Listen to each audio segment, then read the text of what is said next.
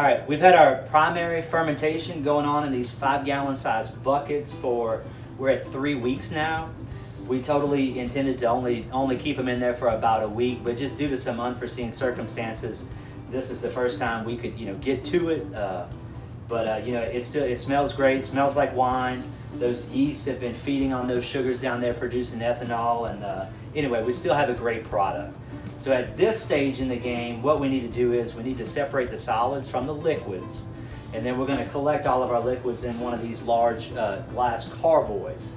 And what we'll do in here, once we get all the liquid from the first process here, we'll do secondary fermentation in these tanks. We'll finish it off with a little plug and valve, and then we'll let it finish at that point.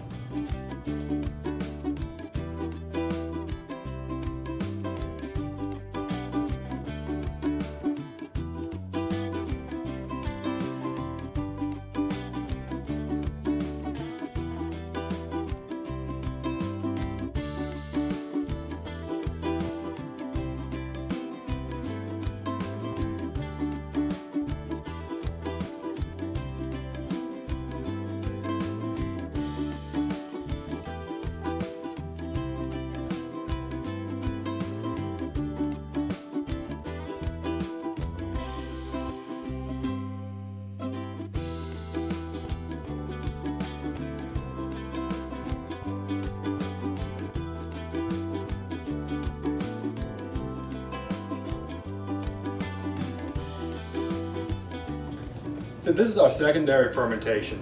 We're going to have to get fermentation started up vigorously again, so we're going to add the rest of our sugar at this point. The idea is that having handled the wine, transferring it from one container to another, we have inadvertently added a little bit of oxygen back to our mix, which, as I've mentioned before, is the enemy of good wine. So we're going to kickstart our yeast again. I'm going to add another 2 pounds. This brings me to a total of 6 pounds of sugar in my recipe. Again, the recipes are going to vary, but as long as you've got some sugar to reinvigorate that yeast, they're going to start producing more CO2 and push all this oxygen out.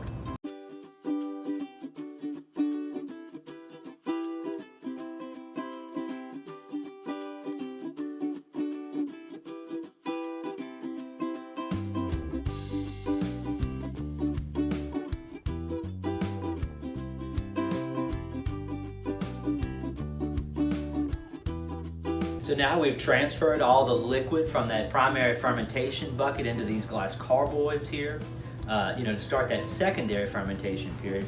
Remember also that we dissolved a little bit more sugar in this water. The reason for that was to reinvigorate those yeasts, get them working again, creating a little bit more ethanol.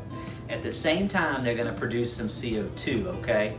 So what'll happen is, we want to put a seal on here, but the pressure will build up.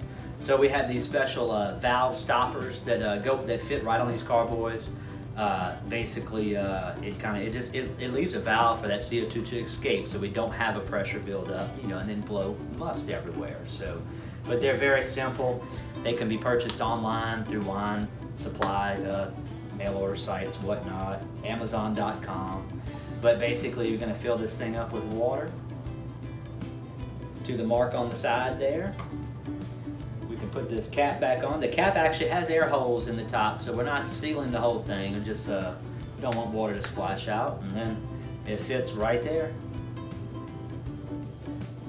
on the carboy. So now we're just going to look to put this in a in a spot that doesn't get any sunlight. So maybe in the back of a closet, maybe in the back of the pantry, normal room temperature, and I'm going to wait it out.